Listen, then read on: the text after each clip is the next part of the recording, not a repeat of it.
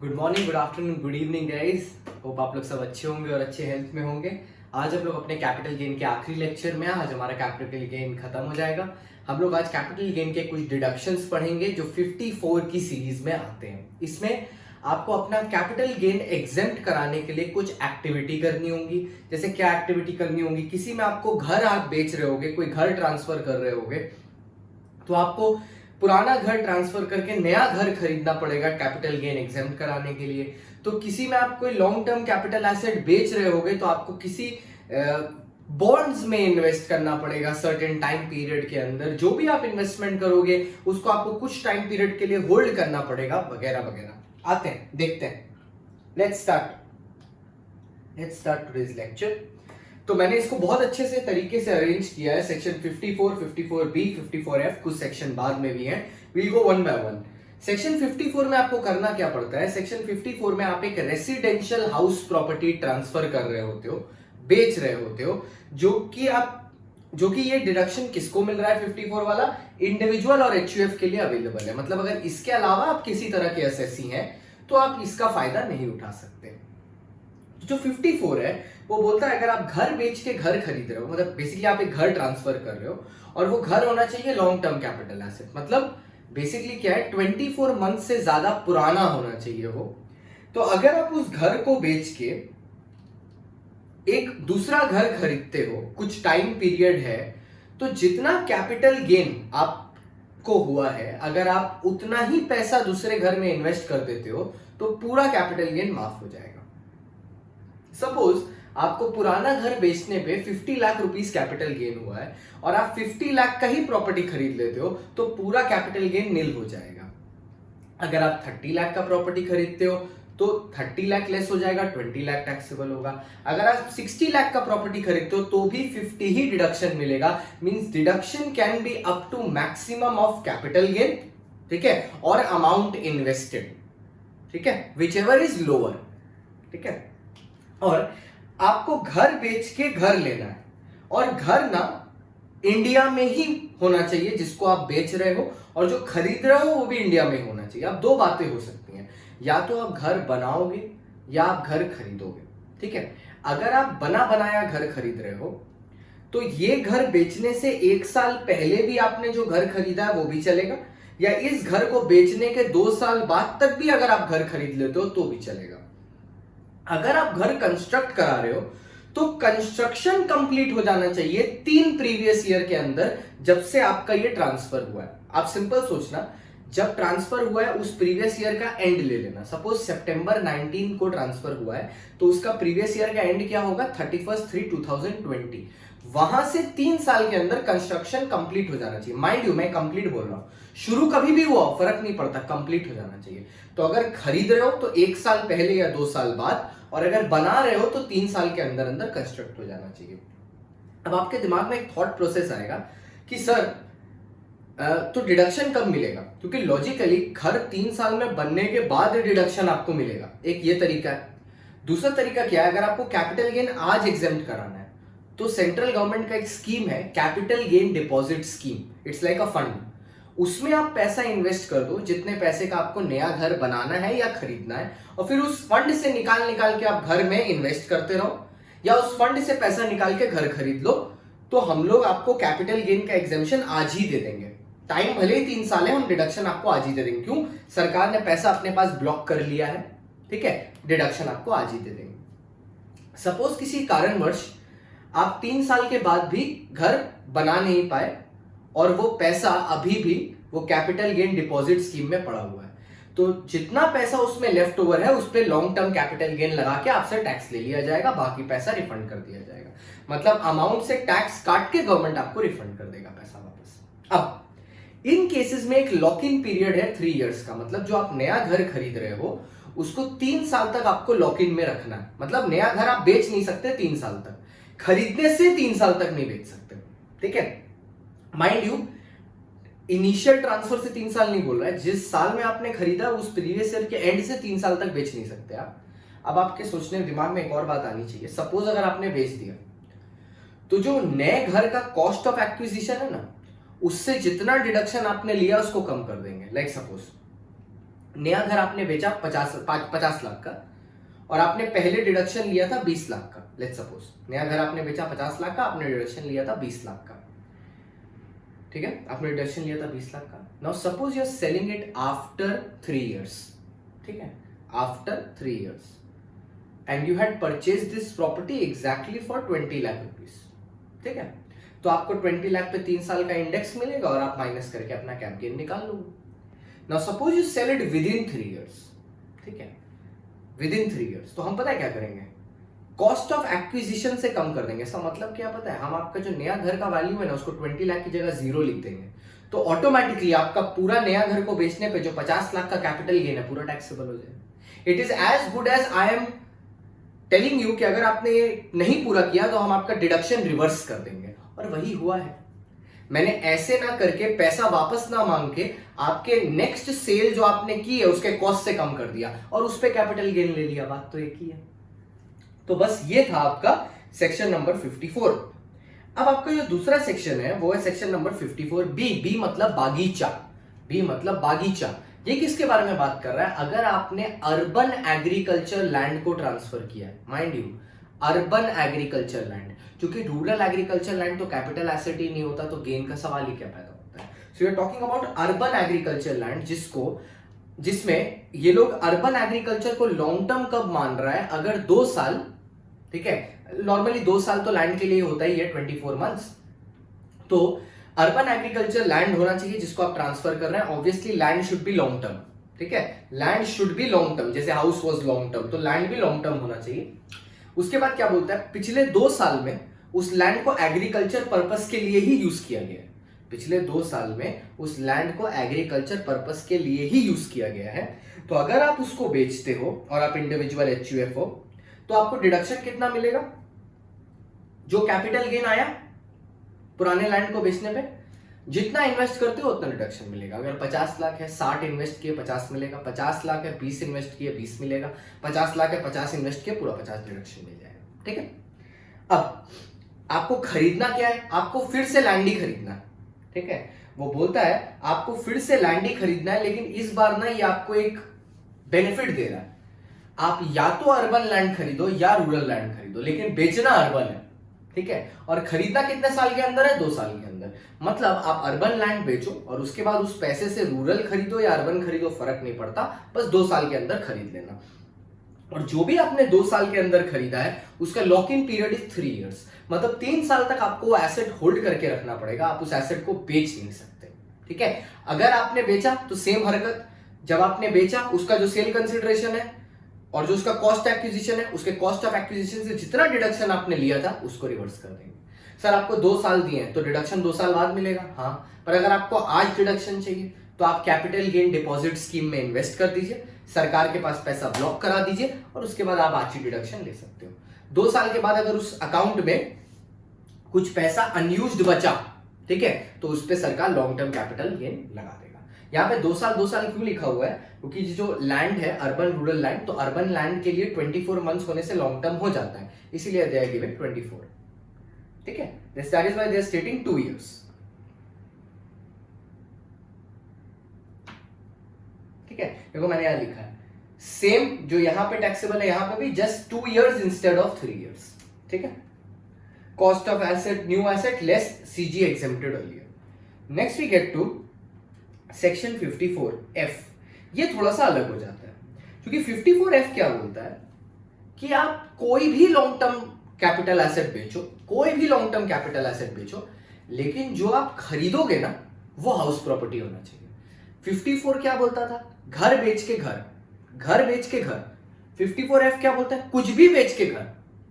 54 क्या बोलता था, घर बेच के घर। 54F क्या बोलता है, कुछ भी बेच के घर, पर घर होना चाहिए। और 54F एक एडिशनल कंडीशन भी लगाता है कि ये जो आप घर बेच रहे हो और ये जो आप नया घर खरीदोगे, इसके अलावा आपका सिर्फ एक ही घर होना चाहिए, इससे ज्यादा नहीं हो सकता, और वो भी इंडिया में होना चाहिए, ठीक है।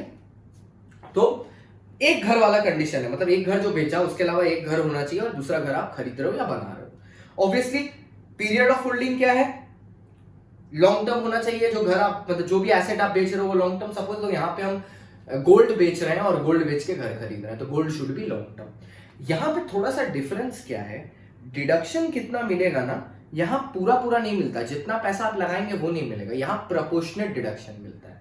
कैपिटल गेन, ये फॉर्मूला है, capital gain into cost of new house divided by net consideration.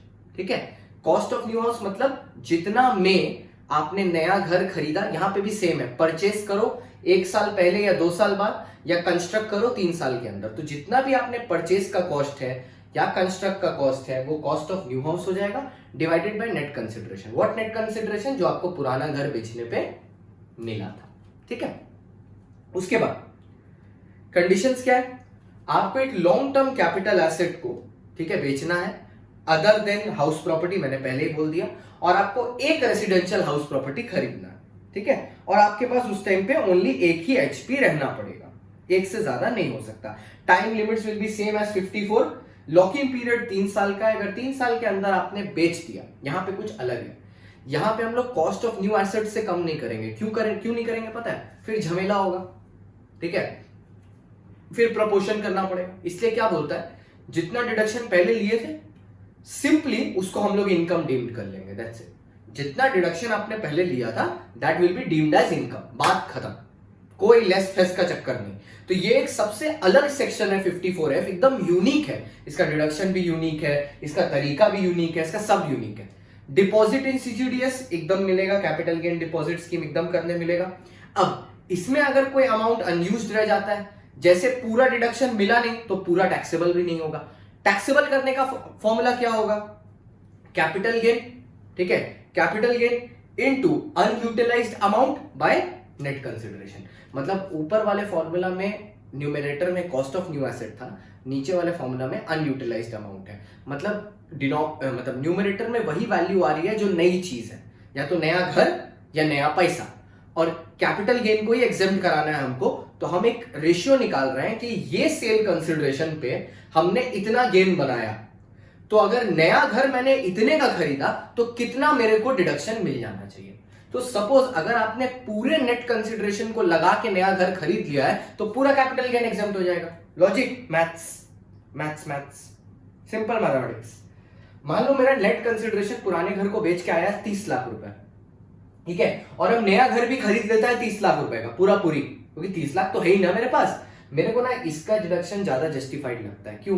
क्योंकि ये एक्चुअली आपके हाथ से पूरा पैसा लेके इन्वेस्ट करवा रहा है, क्योंकि नेट कंसिडरेशन तो आपके हाथ में एक्चुअल आता है ना, कैपिटल गेन तो बोनस है। कि सोचो अगर तुमने 1 करोड़ का प्रॉपर्टी बेचा है तो तुम्हारे हाथ में तो 1 करोड़ रुपया आया है ना। वो तुम करता है कि नहीं नेट में सर 50 लाख का खरीदा भी था, पर वो ठीक है, अभी तो तुम्हारे हाथ में 1 करोड़ रुपया है ना। तो ये उस चीज को ट्रैक करता है कि नेट कंसिडरेशन और कॉस्ट ऑफ न्यू हाउस अगर मैच कर जाए तो पूरा कैपिटल गेन एग्जेम्प्ट हो जाएगा, न्यूमरेटर डिनोमिनेटर कट जाएगा, कैंसिल हो जाएगा। ठीक है, तो ये था हमारी कुछ कहानी। हाँ, अब एक नया अमेंडमेंट आया इस सेक्शन में इन द ईयर 2019, में टर्म का अमेंडमेंट है ये, कि सेक्शन 54 में आप 2 घर ले सकते हो या आप 2 घर परचेज कर सकते हो 54 में, 54F में नहीं, क्योंकि वो तो 1 हाउस बोलता ही है। 54 में ना एक्चुअली बात क्या था, 54 में the word 1 house is not used, but 54F में the word 1 house is used. So there was a what should I say confusion कि does 54 allow more than 1 house. तो अभी क्या किया, क्लैरिफाई कर दिया कि 54 में एक बार में आप 2 घर या तो कंस्ट्रक्ट करा सकते हो या परचेज करा सकते हो, या कंस्ट्रक्ट एंड परचेज या purchase and construct, whichever way you feel like, provided आपका जो कैपिटल गेन है वो 2 करोड़ तक ही है। मतलब जो आपने पुराना घर बेचा है उस पे capital gain only up to 2 crore rupees है, और this is once in a lifetime offer. आप ये एक ही बार कर सकते हो, दोबारा जिंदगी में कभी नहीं। मतलब एक असेसी एक बार एक घर बेच के 2 घर खरीद सकता है साइड बाय साइड, या 2 घर बना सकता है, या एक घर बना और खरीद सकता है, प्रोवाइडेड वो उसका कैपिटल गेन जो पुराने घर को बेचने पे हुआ है वो 2 करोड़ को एक्सीड ना करे। ये है वो डिडक्शन। फिर एक आता है 54EC, और इसी का एक छोटा भाई है 54EE। 54EC क्या बोलता है कि आप कोई भी लॉन्ग टर्म कैपिटल एसेट बेचो, ठीक है, कोई भी को डिफाइन करता है लैंड और बिल्डिंग और बोथ। आप लैंड या बिल्डिंग बेचो और बोथ। माइंड यू, मैंने रेसिडेंशियल हाउस प्रॉपर्टी बेचने नहीं बोला, लैंड या बिल्डिंग और बोथ। आप रेसिडेंशियल हाउस प्रॉपर्टी बेचोगे ये आपको मिलेगा ही नहीं, लैंड और बिल्डिंग और बोथ आप बेचो, ऑब्वियसली वो लॉन्ग टर्म होना चाहिए, और ये इंडिविजुअल एचयूएफ के लिए ये भी है, ठीक है, वो लॉन्ग टर्म होना चाहिए। उससे जो भी पैसा आपको मिलेगा, ठीक है, उसको आप नाही के बॉन्ड्स में या आरईसीएल के बॉन्ड्स में इन्वेस्ट कर दो। नाही means national highway authority of India के बॉन्ड्स में, या आरईसीएल मींस रूरल इलेक्ट्रिफिकेशन बॉन्ड्स में इन्वेस्ट कर दो। कितने मंथ्स के अंदर? ट्रांसफर से 6 मंथ के अंदर, मतलब जिस डेट पे आपने ट्रांसफर किया उसके मंथ एंड से 6 मंथ्स के अंदर अंदर आप कर दो, तो हम आपको डिडक्शन दे देंगे। Max deduction can be up to ₹50 lakh. Max deduction can be up to ₹50 lakh. मतलब अगर आपने 25 लाख इन्वेस्ट किया तो 25 लाख ही मिलेगा, पर max can be up to 50 lakh. Obviously आपका कैपिटल गेन उसके ऊपर होना चाहिए। अगर ट्रांसफर होने से कैपिटल गेन 10 लाख आया, ठीक है, तो हम 50 लाख कैसे एग्जेम्प्ट दे देंगे? 10 ही मैक्सिमम होगा। मान लो कैपिटल गेन आया 1 करोड़ रुपए, लेकिन आपको कितना मिलेगा? 50, ठीक है। और माइंड यू ये 6 महीने का टाइम देता है, और ये बोलता है करंट ईयर में और सब्सिक्वेंट ईयर में मिला के 50 लाख दे सकते हैं, उससे ज्यादा नहीं। क्यों? क्योंकि लोग प्लानिंग करते थे। मैं बताता हूं क्या। जनवरी में बेचते थे, ठीक है, जनवरी में प्रॉपर्टी बेचते थे, मार्च 1 को इन्वेस्ट करते थे, 50 लाख का डिडक्शन ले लेते थे, ठीक है। फिर पैसा, मान लो 1 करोड़ का कैपिटल गेन है, 50 लाख का डिडक्शन ले लेते थे। फिर 1 अप्रैल को फिर से इन्वेस्ट करते थे, क्योंकि एक्ट में क्लैरिटी नहीं था कि 50 लाख 1 ईयर के लिए है कि 2 ईयर के लिए है। फिर एक्ट को इन्होंने क्लैरिफाई कर दिया कि आपको डिडक्शन उस करंट ईयर में और उसके नेक्स्ट सब्सिक्वेंट ईयर में से 6 महीने में आपको इन्वेस्ट करना है, तो आपको दोनों मिला के 50 लाख ही मिलेगा, उससे ज्यादा नहीं मिलेगा, ठीक है। जो भी आप ये इन्वेस्टमेंट करोगे नाही में या रूरल इलेक्ट्रिफिकेशन बॉन्ड्स में, you have to hold the investment up to 5 years. अगर आप 5 साल के पहले इन्वेस्टमेंट को बेचते हो, तो जो भी आपने कैपिटल गेन अर्लियर लिया था will be taxed as income, वो इनकम की तरह टैक्सेबल हो जाएगा, ठीक है, ठीक है। अब 54E क्या है? 54E is just like 54EC, खाली फर्क क्या है? पैसा आपको इन्वेस्ट कहां करना है? इस बार आपको इन्वेस्ट करना है स्टार्टअप फंड ऑफ इंडिया में, जो स्टार्टअप्स के लिए प्रमोट किया जा रहा है इस बार। ये इसका नाम क्या है पूरा? Startup Indian action plan fund. Startup Indian action plan fund, short में आप बोल सकते हो SIAPF, ठीक है। स्टार्टअप, मेरे को भी थोड़ा टाइम लगता है ये बोलने में, इतना बड़ा नाम है, startup India action plan fund, SIAPF, ठीक है। तो इसमें आप अगर इन्वेस्ट करोगे तो आपको सेम डिडक्शन है इस ईयर और अगले ईयर में 50 लाख तक। आप कुछ भी ट्रांसफर करो, लॉन्ग टर्म होना चाहिए, लैंड बिल्डिंग और बोथ, वही चीज ट्रांसफर करना है आपको, और आपको इसके फंड में इन्वेस्ट करना है, 6 मंथ्स के अंदर करना है। डिफरेंस क्या पता है? एक तो फंड में डिफरेंस है, वहां पे आरईसीएल और नाही था, यहां पे तुम्हारा इसको दे दिया, क्या बोलते हैं, स्टार्टअप इंडिया को। और दूसरा डिफरेंस पता है कहां पे है? वहां पे लॉक इन पीरियड 5 इयर्स का था, इस केस में lock in period is 3 years. This lock in periods can be a very good question for your MCQ, ठीक है। वहां पे lock in period was 5 years, यहां पे लॉक इन पीरियड इज बच्चा 3 इयर्स, ठीक है। लेट्स कम टू इट, ठीक है।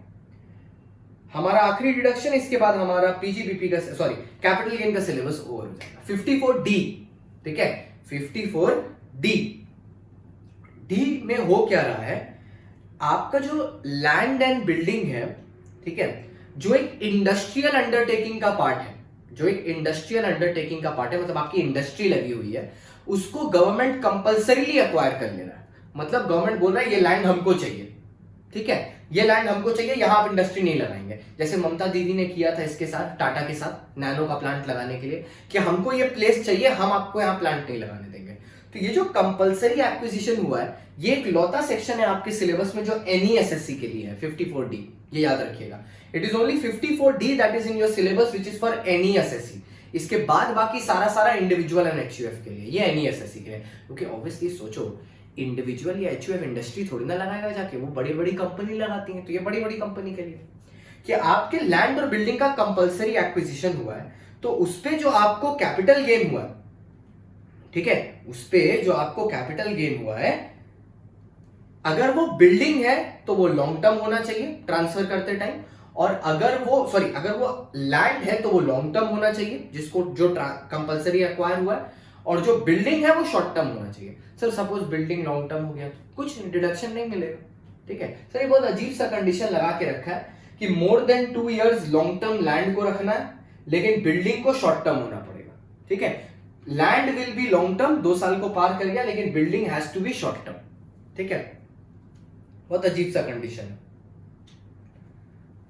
उसके बाद क्या बोलता है, एग्जेम्पशन सेम एज 54, मतलब जितना पैसा आप नया खरीदना क्या है, सबसे अच्छी बात खरीदना क्या है, एक लैंड और बिल्डिंग और फैक्ट्री चला गया, दूसरा लैंड बिल्डिंग फैक्ट्री खरीदना है, जितना इन्वेस्ट करोगे उतना पूरा डिडक्शन मिलेगा सेम एज 54। ठीक है, कितने साल में खरीदना है, सेम एज 54, 3 साल के अंदर आपको परचेस करना है। सर यहाँ पे परचेस करो या कंस्ट्रक्ट करो कोई डिफरेंट टाइमिंग नहीं है, सब 3 साल है। ठीक है, सिंप्लीफाई कर दिया, परचेस करो या कुछ करो सबके लिए 3 साल है, कोई डिफरेंट टाइमिंग नहीं है। क्या बोलता है, if the amount is not utilised, मतलब अगर आपने सीजीडीएस में डाला और अमाउंट यूटिलाइज नहीं किया तो 3 साल के बाद वो लॉन्ग टर्म कैपिटल गेन की तरह टैक्सेबल हो जाएगा। एक बात का ध्यान रखिएगा कि लॉक इन पीरियड है 3 साल तक, 3 साल तक आप एसेट को बेच नहीं सकते। अगर आपने ट्रांसफर किया तो फिर एसेट का जो कैपिटल गेन आप लेके बैठे हो और मजा मार रहे हो वो क्या हो जाएगा, टैक्सेबल हो जाएगा। एक और बात मेरे को करनी है, सपोज आपने किसी कैपिटल एसेट को बेचने के लिए किसी आदमी से एडवांस मनी लिया है। ठीक है, क्या लिया है, एडवांस लिया है, और उसके बाद ना होता क्या है कि आप एडवांस फॉरफिट कर लेते हो क्योंकि डील कैंसिल हो गया। तो ये जो एडवांस आप फॉरफिट करते हो, ठीक है, अगर ये 1/4/2010 के पहले का है, 1/4/2010 के पहले का है, तो फिर वो इनकम फ्रॉम अदर सोर्सेज की तरह टैक्सेबल होता था। लेकिन अगर वो 1/4/2010 के बाद का है, ठीक है, तो उसको आप कॉस्ट ऑफ एक्विजिशन से कम करोगे। ठीक है, तो आप उसको कॉस्ट ऑफ एक्विजिशन से कम करोगे। डेट याद रखना 1/4/2010 के पहले का है तो हम लोग उसको income from other sources taxable करेंगे, बाद में है तो फिर हम लोग उसको कॉस्ट से कम कर देंगे। ठीक है, अच्छा, एडवांस जो फॉरफिट किया गया है, अगर मान लो प्रीवियस ओनर ने फॉरफिट किया है, ठीक है, मतलब मान लो किसी प्रीवियस ओनर ने फॉरफिट किया और वो आपको दे रहा है, क्योंकि वो पैसा तुम्हारे हाथ में नहीं था तो नुकसान भी तुमको नहीं उठाना पड़ेगा। प्रीवियस ओनर ने अगर कोई एडवांस फॉरफिट किया है उस पर टैक्स आपको पेमेंट करने की दरकार नहीं है, आपका as it is cost of acquisition रहेगा। अगर उसने ऑब्वियसली 1/4/2010 के बाद एडवांस लिया था तो उसने तो कॉस्ट ऑफ एक्विजिशन वैसे भी कम कर दिया, तो आपके लिए कौन सा आएगा, कम वाला। अगर उसके पहले लिया है तो वो उसके लिए ऑलरेडी टैक्सेबल हो चुका है, आपके लिए वापस से टैक्सेबल नहीं होगा। बात खत्म। इसके साथ हमारा कैपिटल गेन खत्म होता है। आपको यहाँ पे एक फोटो आएगा, उस फोटो में मैंने क्लैरिफिकेशन दिया है कि सेम 4 के एग्जाम्स होने वाले हैं, डीटी का सिलेबस आपके सामने है, आपको पढ़ना है इको और कॉस्ट भी, तो नंबर यहाँ सामने है, जीएसटी का नंबर यहाँ ऊपर आ रहा होगा वीडियो के स्टार्टिंग में, आप नंबर पे कॉल करिए, इंक्वायर करिए और अपने क्लासेस शुरू करिए। Thank you so much for watching. Like करिए, सब्सक्राइब करिए, शेयर करिए, जिससे हम लोग इसी तरह आगे बढ़ते रहे। Thank you for watching.